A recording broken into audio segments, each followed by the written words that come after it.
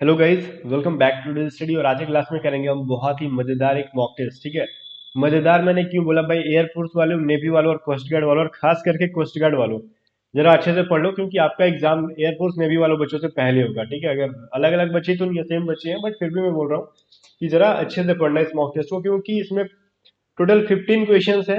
और 15 में गाइस क्या क्या चीज है, बस पैसेज को छोड़कर जितने भी चैप्टर से क्वेश्चन पूछे जाते हैं सब मैंने मेंशन कर दिया है। मतलब कॉमन रीडर के question, fill in the blank से क्वेश्चन, सिनोनिम से, एंटोनिम से, इडियम फ्रेजेस, ओडब्ल्यूएस मतलब ये होता है ना, वन वर्ड सब्स्टिट्यूशन। ठीक है, नरेशन वॉइस सब कुछ मैंने यहाँ पे दे दिया। एडजेक्टिव टू, जैसे नाउन का फॉर्म पूछता है, एडवर्ब बताओ, एडजेक्टिव बताओ, ऐसे करके भी क्वेश्चन मैंने इसमें इंक्लूड किए। तो गाइस इस वाले टेस्ट को हम लोग कंटिन्यू करेंगे अभी। और हाँ, कोशिश करना कि 15 आउट ऑफ कम से कम 12-13 आंसर सही कर लेना, और लास्ट में कमेंट करके मुझे जरूर बताना कि आपके 15 में से किसने सही किया, और आपका नाम क्या है, किस डिस्ट्रिक्ट से हो, किस स्टेट से हो। ठीक है ना, और आपका नाम क्या है और कितने मार्क्स आपने लाए यहाँ पे। बट इसको स्टार्ट करने से पहले एक एनडीए वालों आपको मैं बताना चाहूंगा, जो भी बच्चे एनडीए का एग्जाम देना चाहते हैं इस बार, कि यहाँ पे जो है एक अनअकैडमी की तरफ से पैंथर बैच लॉन्च हुआ है। नाम ही देखो कितना खतरनाक है, पैंथर। ठीक है, ये जो टीचर्स आपको स्क्रीन पे दिख रहे हैं, इन्होंने पिछले वाले बैच में लगभग 200 से भी अधिक बच्चों का एग्जाम रिटन क्लियर करवा दिया। तो इस बार बारी आपकी है, और आपको इस बार पढ़ना है और अपना रिटन क्लियर करना है। ठीक है, और एनडीए ज्वाइन करना है। और ये बैच जो है सिर्फ 90 दिन के, और 90 दिन में आपको बेस्ट से बेस्ट तैयारी कराई जाएगी एज अ क्रैक। मतलब क्रैश कोर्स है ये 90 डेज का, और बहुत ही अच्छे से ये कराएंगे ये लोग। 29 दिसंबर से स्टार्ट है और 30 मार्च तक ये बैच चलेगा। तो इसमें पूछोगे कैसे ज्वाइन करें अन अकेडमी पे, तो इस बैच का लिंक जो है मैंने डिस्क्रिप्शन में दे दिया है, ताकि आपको कोई भी प्रॉब्लम ना हो। आपकी सारी दुख दर्द मैंने दूर कर दिया, डिस्क्रिप्शन में दे दिया है। और चीज, हाँ, आप बोलोगे ना कि पैसे क्या लगेंगे, तो पैसे की चिंता मत करो। जो भी फी लगेगा उसमें आपको 10% का डिस्काउंट लग मिल जाएगा। कैसे? ये जो ए टू जेड स्टडी का जो रेफरल कोड है वो यूज कर लेना। आप पूछोगे इसको कैसे यूज करते हैं भाई? देखो, जब भी आप सब्सक्रिप्शन लोगे तो कुछ आपको ऐसा दिखेगा, चाहे 1 मंथ का लो, 3 मंथ का लो, 6 या फिर 12। मान लो आप लोगों को 3 मंथ का बैच है, तो आप 3 मंथ का लेना चाहोगे, ट्राई करोगे, मान लो। तो ये 4,000 फी दिख रही है, तो आपको 4,000 पे टिक करके प्रोसीड टू पे डायरेक्ट नहीं करना है। हैव अ रेफरल कोड भी दिख रहा है ना यहाँ पे। यहाँ पे पूछ रहा है आपका रेफरल कोड कुछ है कि नहीं, तो आपके पास तो है ना, मैं दे रहा हूँ। ए टू जेड स्टडी जैसे यहाँ पे देखो लिखा हुआ है, आपको यही लिख के प्रोसीड टू पे करोगे तो देखो ये 4,000 जो है भाई 3600 में चेंज हो गया। मतलब 3,600 रुपया बन गया ये ऑटोमेटिकली, है ना जादू। तो आपको यहाँ पे 10% का जादू मिल जाएगा। ठीक है, डिस्काउंट मिल जाएगा, जादू मिल गया ना एक तरीके से। तो गाइज यहाँ पे क्या करना है, आपको 10% का डिस्काउंट मिलेगा, और पैंथर बैच में इनरोल हो जाओगे। और मजे लो और रिटर्न को क्लियर करो इस बार, और एनडीए ज्वाइन करो। अब आते हैं गाइज हम अपने यहाँ पे मॉक टेस्ट की तरफ। मॉक टेस्ट में क्या है, जरा देखो, 1 से लेकर 4 तक क्वेश्चन आपको दिख रहे हैं, बड़े मजेदार है। फर्स्ट क्वेश्चन देखो, बड़ा मजा आएगा। ठीक है, बड़ी खतरनाक क्वेश्चन है पहला। देखो बोल रहा है ना, my brother finds it difficult. मेरा भाई क्या भाई, उसको बहुत डिफिकल्ट लग रहा है। क्या डिफिकल्ट लग रहा है भाई? To pass away the time, time pass करना उसको डिफिकल्ट लग रहा है। अच्छा, at our grandparents house. ठीक है, वो जो अपने ग्रैंड पेरेंट्स के हाउस पे गया है, उसको टाइम पास करना बहुत ही डिफिकल्ट लग रहा है। ठीक है ना, उसको दे दो पबजी या फिर फ्री फायर। पबजी तो खैर बैन है, फ्री फायर दे दो, खेल के टाइम पास करेगा। बट गाइज अगर टाइम पास करने के बारे में बात करें तब तो करेगा ना। देखो क्वेश्चन क्या बोल रही है, जरा ध्यान से देखना। To pass away the time, ये क्या होता है? टू पास अवे का मतलब समझते हो? बहुत ही खतरनाक वर्ड है। ये सीधे आपको दुनिया से बाहर भेज देगा। पास अवे मतलब मर जाना। ठीक है ना, पास अवे का मतलब होता है मर जाना। वो मरना चाहता है, ऐसा तो होगा नहीं। तो यहाँ पे जो है टाइम पास करने का मीनिंग बड़ी गलती दे दिया है यहाँ पे। To pass away the time नहीं होगा, ये बहुत गलत चीज है। टू पास द टाइम होगा। ठीक है, उसको टाइम पास करना बड़ी मुश्किल हो रहा है ग्रैंडफादर के हाउस में। ठीक है, तो बच्चा अभी लग रहा है ना 18वीं शताब्दी में जी रहा है वो, उसको गेमिंग के बारे में पता नहीं है, तो उसको गेम खिलाओ। ठीक है, अब सुधर गया आपका ये क्वेश्चन, कैसे आपको करेक्ट करना है। ओके ना, पास अवे का मतलब क्या होता है? मर जाना। तो टाइम पास करने के लिए to pass the time. Okay, अभी क्वेश्चन नंबर 2 क्या बोल रहा है? Are not your father and your older brother out of town. ठीक है ना, चलो ठीक है भाई, आउट ऑफ टाउन है, कोई प्रॉब्लम नहीं है। बट गई देखो देखो, जब उसके फादर के बारे में बात हो रहा है एंड योर ओल्डर ब्रदर, और आपके भाई के बारे में बात हो रहा है, ओल्डर भाई के, तो ओल्डर का यूज नहीं करते हैं जब भी अपने से बड़ों के लिए। ठीक है ना, ओल्डर देखो एक चीज होता है, ओल्ड को हम लोग बनाते हैं जब भी कंपेरेटिव डिग्री, यहाँ पे मैं लिख रहा हूँ ओल्ड का, जब भी हम लोग, ये क्या पीएचडी है, मतलब डिग्री पढ़ा होगा आपने, तो पॉजिटिव डिग्री है। ठीक है ना, मैं पूरा क्लियर कर दूं फिर समझाता हूँ। देखो डिग्री 3 टाइप का होता है, ध्यान से समझना। पॉजिटिव डिग्री, कॉम्परेटिव डिग्री, और एसडी, सुपरलेटिव डिग्री। तो ये एक वर्ड होता है ओल्ड, तो ये क्या बनता है? ऑलरेडी ये क्या है? पॉजिटिव डिग्री है। तो सीडी क्या होता है? ओल्डर। ठीक है, और ओल्डेस्ट, ये 3 फॉर्म हुए। ठीक है ना, चलो तो इसमें कॉम्परेटिव डिग्री यूज करना है ना, तो ओल्ड का ओल्डर यहाँ पे कब यूज करते हैं, जब वो आपके गांव घर में के जो बड़े लोग हैं, बड़े बुजुर्ग, उनके लिए। बट आपका सगा हो ना, तो वहाँ पे ओल्ड नहीं भैया, एल्डर का यूज करते हैं। ठीक है, तो किसका यूज करोगे आप लोग, एल्डर का, ठीक है ना। तो यहाँ पे ओल्डर गलत है, यहाँ पे उसका खुद का भाई है, तो एल्डर का यूज करोगे आप लोग। ये चीज समझ में आ गया। देखो क्वेश्चन नंबर 3 है, अनलेस यू डोंट ओबे your elders you will not success in your life. देखो यहाँ पे भी एल्डर्स आ गया ना, कि अगर अपने से बड़ों की अगर बात को नहीं मानोगे, तो क्या होगा, आप लाइफ में सक्सेस नहीं करोगे। ठीक है, तो वही आया यहाँ पे एल्डर्स से खुद के बड़ों के बारे में, और यहाँ पे ओल्डर्स का यूज मैंने ये नहीं किया क्योंकि वो ओल्डर्स का यूज करना गलत हो जाता है। ठीक है ना, जनरली देखो यहाँ पे, तो इसमें एरर कहाँ पे है। अब बोलोगे एल्डर्स वाला गलत है, क्या नहीं, एल्डर्स वाला तो बिल्कुल भी सही है भाई। तो यहाँ पे गलती क्या है, मैं आपको टाइम दे रहा हूँ, थोड़ा सा फाइंड आउट कर लो, ठीक है, या फिर वीडियो को रोक के अच्छे से देख लेना कि यहाँ पे गलती कहाँ पे है। तो मैं बताता हूँ कि एक देखो वर्ड है ना अनलेस, और एक वर्ड होता है ना अनटिल। इनके साथ कोई नखरा करे तो इनको पसंद नहीं आता, ये खुद अपने आप नखरेबाज है। ठीक है ना, ये खुद नखरा करना जानते हैं, मतलब ये खुद निगेटिव सेंस देने वाले क्या है, वर्ड है। ठीक है ना, वर्ड्स दोनों है क्या, खुद निगेटिव सेंस देते हैं, तो इनके साथ निगेटिव वर्ड्स को यूज कर दोगे तो इनको बड़ा बुरा लग जाता है। मतलब अनलेस यू ओबे होगा, डोंट का यूज गलत है। ठीक है ना, इनके साथ किसी भी टाइप का निगेटिव सेंस वाला अर्थ देने वाला कोई भी वर्ड यूज मत करना, नहीं तो फिर नखरा करना शुरू कर देंगे और आपको मार्क्स गलत मतलब कम दिलवा देंगे ये लोग। तो मतलब अनलेस के साथ किसी भी टाइप का नो, नॉट, डोंट, डजंट, ये सब किसी भी टाइप का वर्ड यूज मत करना। ठीक है ना, अनलेस यू ओबे your elders will not success in your life, ये ऑल चीज यहाँ पे ऑलरेडी मेंशन है, नॉट इधर है ना। तो अनलेस अनटिल के साथ क्या याद किया आपने, इसके जस्ट बाद में हमें किसी भी टाइप का नेगेटिव सेंस देने वाला वर्ड यूज नहीं करना है। ठीक है ना, 14 kilometres that's not a short distance to reach my office daily. अब यहाँ पे देखो फिल इन द ब्लैंक्स में कुछ लोग बोलेंगे यहाँ पे किलोमीटर्स, एस लगा है, मारो इसमें आर भर दो, नंबर मिल जाएगा। तो वो क्या करेंगे, वो भी मारपीट के काट के जीरो नंबर दे देंगे, नहीं तो माइनस कर देंगे। तो यहाँ पे देना देखना है कि क्वेश्चन का सेंस क्या कह रहा है, 14 kilometres dash not a short distance. अब यहाँ पे आपको एक्सिलरी वर्ब हेल्पिंग वर्ब किसके लिए भरना है, शॉर्ट डिस्टेंस। तो ये क्या है, नॉट अ, ये जो है एक शॉर्ट डिस्टेंस नहीं है, तो ये कैसा है, सिंगुलर है या फिर प्लूरल है, तो ये आ गया ऑब्वियसली, ये सिंगुलर होगा, तो यहाँ पे क्या होगा, इज का यूज होगा। ठीक है, बट इसकी जब ग्रामर के चैप्टर पढ़ोगे ना, तो आपको क्लियर हो जाएगा कि 14 किलोमीटर जब भी मेजरमेंट वाली चीजें होती हैं, ठीक है ना, और मैं क्या बोलूँ, आपको मेजरमेंट कर रहे हो आप लोग, वेट कर रहे हो आप लोग, ठीक है, तो इन सभी के साथ हम जनरली इनको क्या करते हैं, सिंगुलर ही यूज करते हैं। ठीक है ना, इनके साथ हेल्पिंग वर्ब जो होता है वर्ब सिंगुलर यूज करते हैं, बट उतना नहीं समझ में आया तो ये समझ लो, ये इज जो है ऑब्वियसली 14 किलोमीटर के लिए यूज नहीं हुआ है, एक शॉर्ट डिस्टेंस के लिए यूज हुआ है। ठीक है ना, चलो यहाँ पे ऑप्शन डी फिल करेंगे हम। क्वेश्चन नंबर 5 क्या बोल रहे हैं, dash you work hard you can not succeed. ठीक है, अभी देखो यहाँ पे अगर मैं मान लो इफ फिल कर देता हूँ, तो क्या होगा, इफ यू वर्क हार्ड, अगर आप कठिन मेहनत करते हो, यू कैन नॉट सक्सीड, आप क्या होगे, सफल नहीं हो सकते हो। ये क्या लगता है, सही अर्थ दे रहा है, बिल्कुल भी गलत अर्थ दे रहा है, कठिन मेहनत करने से तो सब कुछ सफल होता है। टिल का भी यूज करना गलत है, क्योंकि टिल यू वर्क हार्ड, जब तक आप कठिन मेहनत करती हो, यू कैन नॉट सक्सीड, ये भी तो गलत हो जा रहा है, अर्थ नहीं दे रहा है। अभी बचे आपके साथ अनटिल और अनलेस। ठीक है, अनटिल और अनलेस में से ऑब्वियसली फिल होगा, कोई एक होगा।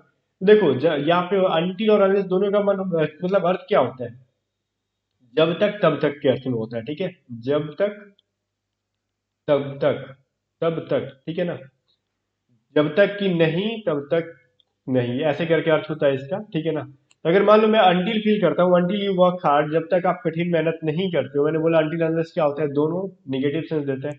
यू कैन नॉट सक्सेस, तो आप सक्सेस तब तक नहीं पा सकते। तो अब मेरे को अर्थ के हिसाब से अंटिल भी सही लग रहा है और अनलेस का भी वही अर्थ होता है, तो दोनों सही हो रहा है। तो बट एक चीज ध्यान रखना, जब दोनों सेम ही अर्थ देता है, तो हम क्यों फिल करते हैं, ऐसे में अंटिल को नहीं फिल कर सकते हैं, क्योंकि अंटिल को फिल करने के लिए हमेशा जब किसी को हम लोग वेट कराते हैं, ठीक है ना, एक चीज ध्यान देना, सेंटेंस में जब रिटर्न आ जाए जनरली वर्ड में कि मैं रुकने के अर्थ में किसी को कराया जाए, तब तक अंटिल उंटिल का यूज करते हैं।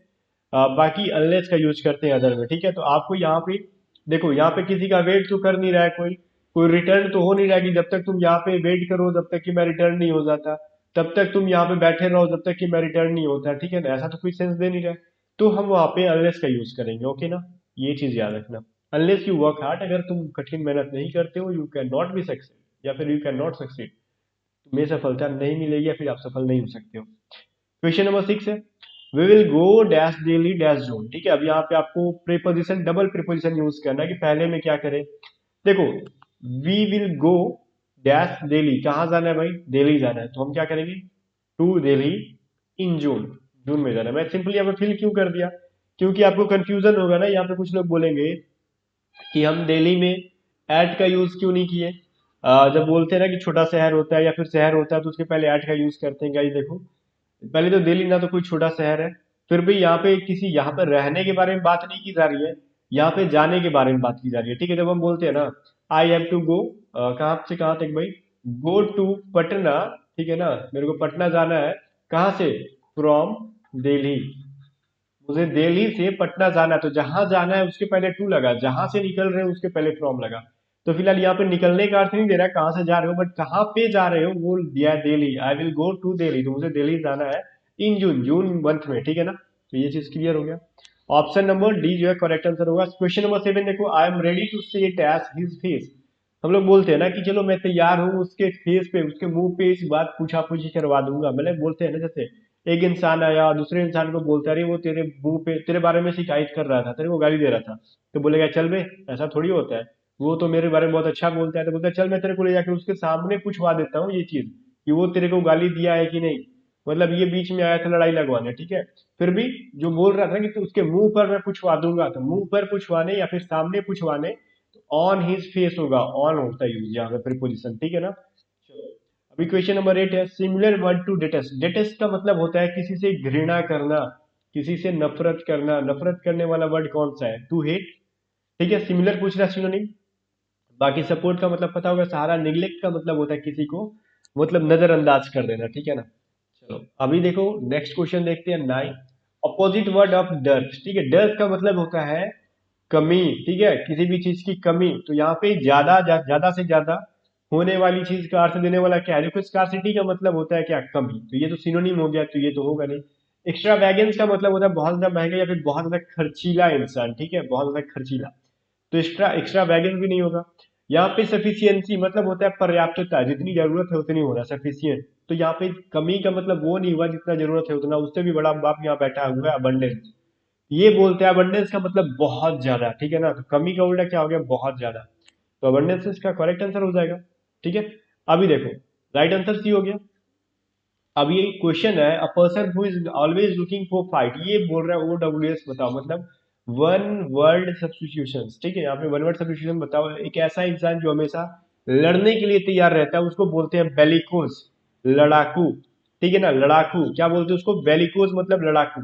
ठीक है, करेक्ट आंसर यही हो जाएगा। बाकी चिवैलरस का मतलब होता है साहसी होना। ठीक है ना, सूरवीर होना। पैट्रियोट का मतलब पता होगा, देशभक्ति, देशभक्त। बाकी बाइगोट का मतलब होता है कट्टर इंसान होना। तो बेलिकोज मतलब क्या होता है, जो हमेशा लड़ने के लिए तैयार हो। और क्वेश्चन नंबर 11 देखो, ये इडियम फ्रेज है, बोल रहा ब्लैक शिप, बाबा बाबा ब्लैक शिप। ठीक है ना, ये ब्लैक शिप का मतलब क्या हुआ, इस ब्लैक शिप का मतलब ईडीएम फ्रेज में होता है कि ऐसा इंसान जो हमारी पूरी टीम के लिए, अगर टीम में है तो, या फिर अगर वो घर में फैमिली में, तो पूरी फैमिली के लिए, अगर जहां पे है वहां पे उस पूरे ग्रुप में, वो ग्रुप के लिए शर्मिंदा होने का कारण बन जाए। ठीक है, मतलब फालतू का इंसान। ठीक है ना, उसकी वजह से हमेशा हमेशा इंसल्ट होता है सबका, वही चीज है an unworthy person in a family और अ ग्रुप। ठीक है, करेक्ट करेक्ट आंसर क्या हो गया, सी हो गया। ठीक है ना, 12 नंबर क्वेश्चन है, the noise of the traffic kept me awake. ये आपको एक्टिव टू पैसिव चेंज करना है। ये सेंटेंस ऑलरेडी एक्टिव में है और यहाँ पे देखो पैसिव में ऑप्शन दिया है, वॉइस चेंज करना है, वॉइस।